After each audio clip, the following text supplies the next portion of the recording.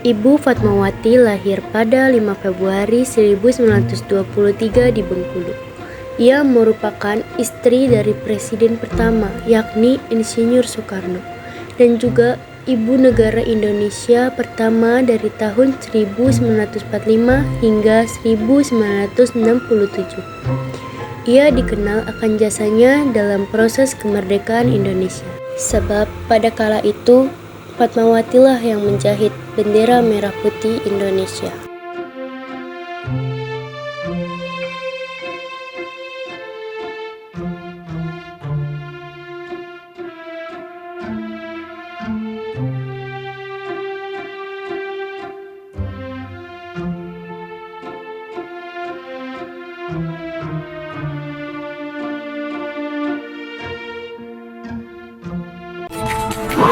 Proklamasi.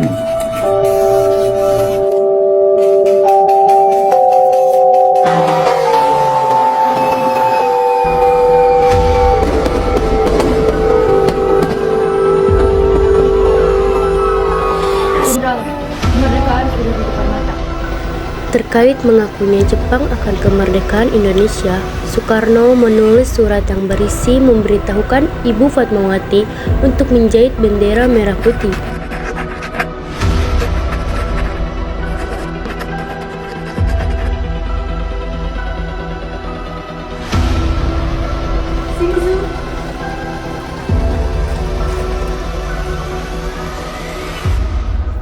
Soekarno menyuruh seorang perwira, yaitu Shimizu, untuk mengantarkan surat itu kepada Ibu Fatmawati.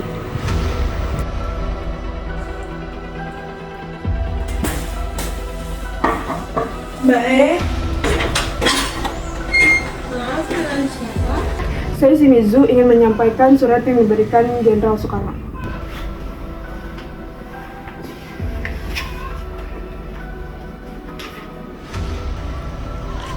Baik, saya bersedia. Kalau begitu, carikan saya kain merah. Baik, laksanakan. Agar cepat, Shimizu menginstruksikan seorang perwira untuk membantunya. Perwira, tolong bantu saya untuk mencarikan kain merah untuk diberikan ke Ibu Fatmawati. Siap, laksanakan.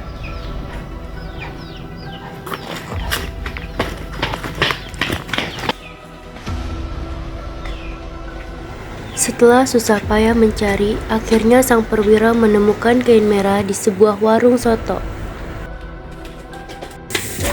Nah, itu dia. Permisi Bu, apa saya boleh mengambil kain merah itu? Untuk apa? Untuk Indonesia. Kain itu akan dijahit oleh Ibu Fatmawati untuk dibuat bendera. Baik, silahkan. Baik Bu, terima kasih.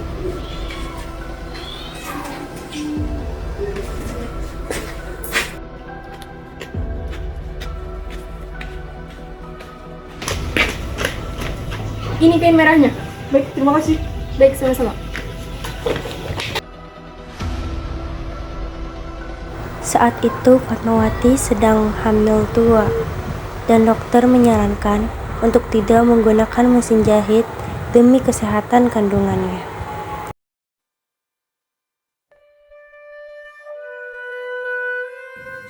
Saya ingin menjahit bendera merah putih untuk Indonesia. Mbak, kamu yakin? Saya menyarankan untuk kamu tidak menggunakan dengan mesin penjahit. Kamu harus menjaga kesehatan serta kandungan ibu. Saya yakin karena demi memperjuangkan kemerdekaan Indonesia. Permisi Mbak E.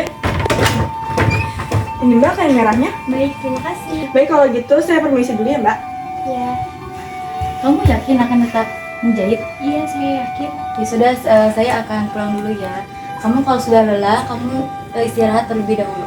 Baik, terima kasih. Iya, sama-sama.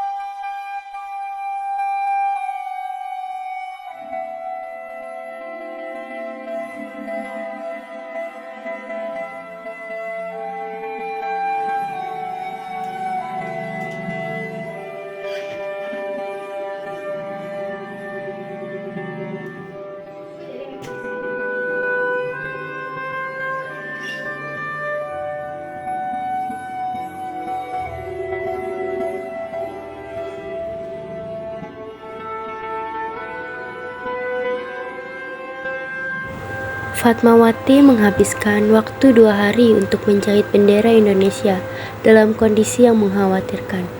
Pasalnya, Fatmawati sedang hamil tua dan sudah bulannya untuk melahirkan anaknya, yaitu Guntur Soekarno Putra. Tak jarang, ia menitikkan air mata saat menjahit bendera itu. Tetesan air mata itu bentuk keharuannya terhadap perjuangan bangsa Indonesia.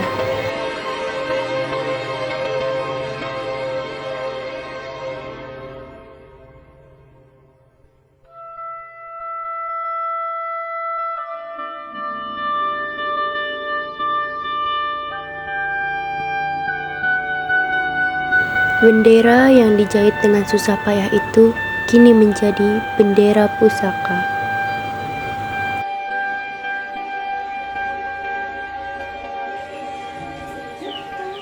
Terima kasih, baik.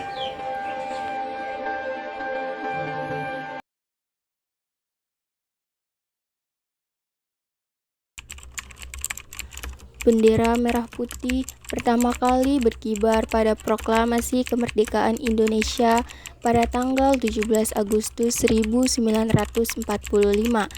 Bendera ini dikenal dengan sebutan bendera pusaka Sangsaka Merah Putih.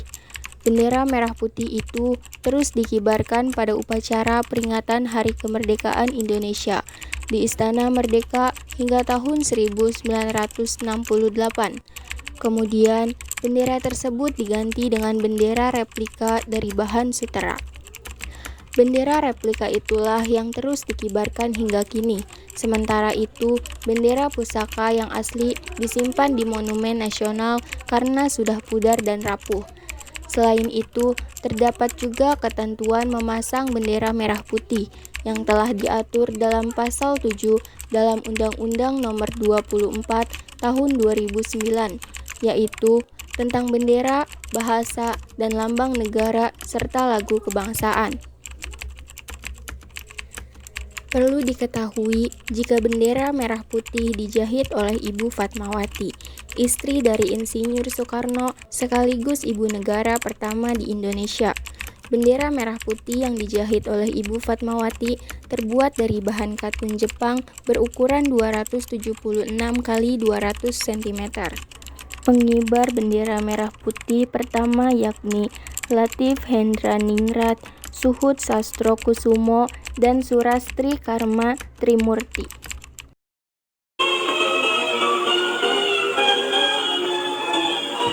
Pada hari mulia Konstitusi yang baru lalu, maka rakyat Indonesia yang berdiam di daerah pemerintahan Kaigun mendapat kebahagiaan yang amat besar.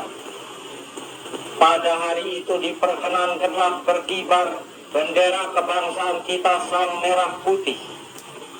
Dinyanyikan lagu Indonesia Raya, serta ditambah kesempatan bagi penduduk di sana untuk ikut campur mengambil bagian di dalam pemerintahan negeri. Karena merdeka, Indonesia masuk menjadi anggota yang sejati dalam kekeluargaan Asia Timur Raya. Sehidup semati dengan Dainipon sebelum Indonesia merdeka, tetap sehidup semati dengan Dainipon sesudah Indonesia merdeka. Keinsafan ini menyala-nyala benar di dalam dadanya pemuda-pemuda di Makassar. Ratusan dari mereka menjadi prajurit-prajurit Kaigun Heo. Bahkan ratusan pula masuk di dalam Teitintai, yaitu barisan berani mati. Semboyan yang disusun oleh Sidang Chua Sangin yang ke-7, yaitu semboyan merdeka atau mati, telah berkobar-kobar pula di dalam jiwa pemuda-pemuda itu. Mereka pun bersumpah lebih baik hancur lebur binasa lenyap dari muka bumi daripada dijajah kembali. Melihat semangat yang demikian itu, keinsafan saya kepada keteguhan Indonesia merdeka